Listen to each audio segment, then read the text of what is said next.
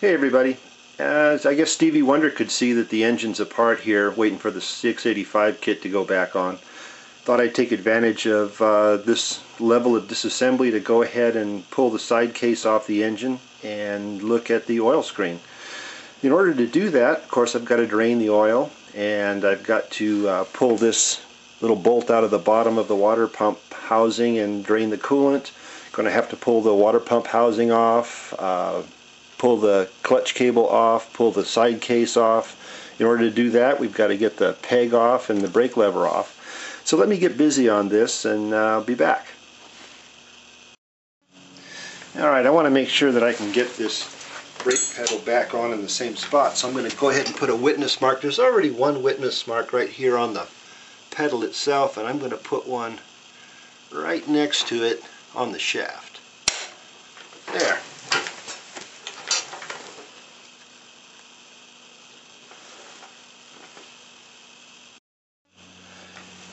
To get this brake pedal off, you need to pull this bolt completely out, spread it a little bit with a screwdriver, and then she'll just slide right off.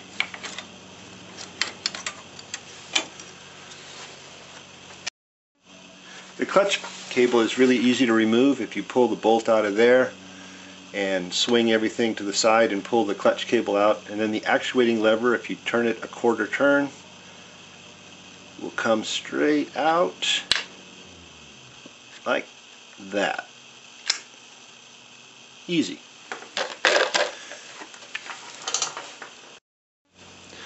I went ahead and put the drain bolt back in just so I don't forget it later on and dump coolant all over the place. I've got the coolant hose off and loosened these bolts. Now note that this forward bolt is a little bit longer than the ones in the back, so you need to remember that on reassembly. Rock this off gently. That housing comes off. Now, the impeller is held on with this 10mm bolt, and you're going to need to brace the clutch basket gently, and then you'll be able to pop this thing off, because this turns the whole engine. So if you brace that, this will come off.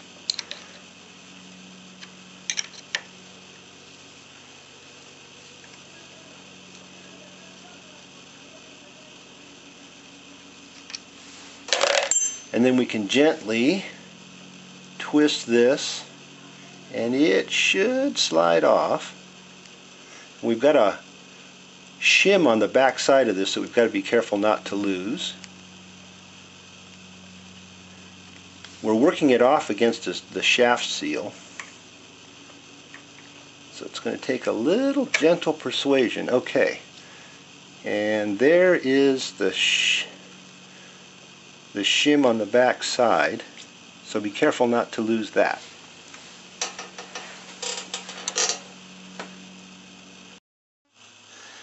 The case is about to come off. I pulled all of the bolts out. There are 15 of them. They're all the same length except for the one that goes in right here, and it's about that long. So gently I've tapped around the case. It should come straight off. And there's all the goodies.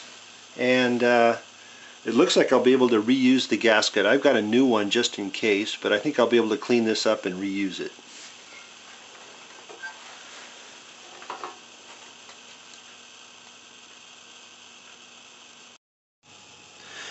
This is the oil screen right here, which is the object of our affections for today. So I'm going to try and pull that gently out. Okay. And it's got some crap around it. We'll take a close-up of that later if I can ever get my finger out of here. This is like a Chinese puzzle. Okay. Yeah, I'll lay that out so you can see it. But that's a bunch of assembly crud. It feels like there's a little bit of metal in there. A lot of gasket material, possibly. I'm not sure. I'll look at it later.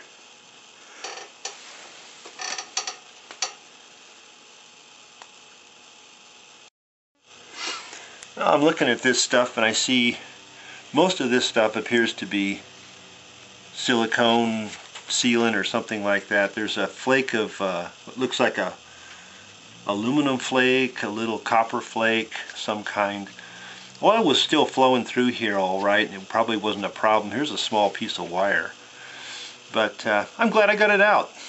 It's one less thing I got to worry about, I guess. This is the screen itself. You can see it's kind of a crude assembly. Just some stainless screen, kind of spot welded together. It's still got some gunk on it I'll have to clean off and whatnot.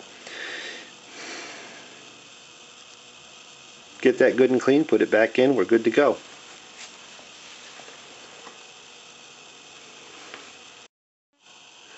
Hopefully you can see that I have very carefully cleaned the gasket surfaces, and I have put a shadow of RTV sealant around the perimeter of the gasket here. I'm reusing the gasket because I probably am going to go back in here not too far in the distant future and maybe do some clutch work or something. So since it came off so nice, I'm going to go ahead and reuse it.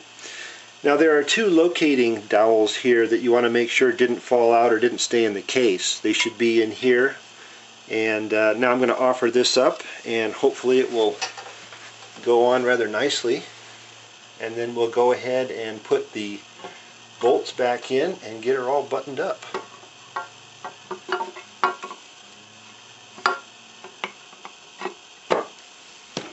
There she goes.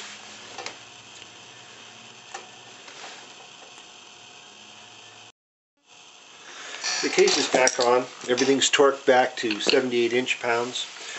Don't make a mistake, it's 78 inch-pounds, not foot-pounds.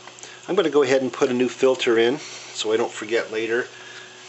Because I'm pathetically anal retentive, I put the mileage, write the mileage on the filter. So we'll go ahead and snap that into place. Now, I was telling you earlier about a spacer that's on the impeller shaft. This is it. Put it on now. Make sure it's slid back home. Okay.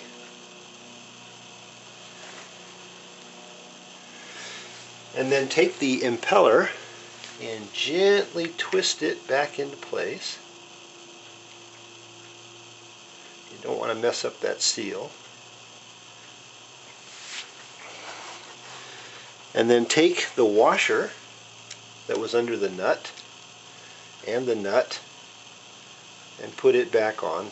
Now this has to be torqued down, and we're going to have to block the case again to get that torqued down properly. Excuse me, not the case, the clutch basket.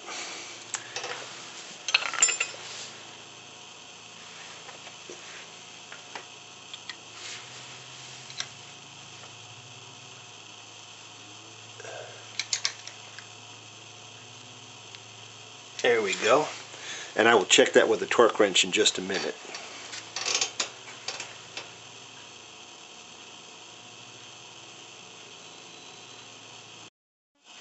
Okay, the impeller housing is back on, and the last piece of assembly, aside from all the buttoning up and stuff, is to put the clutch actuator back in.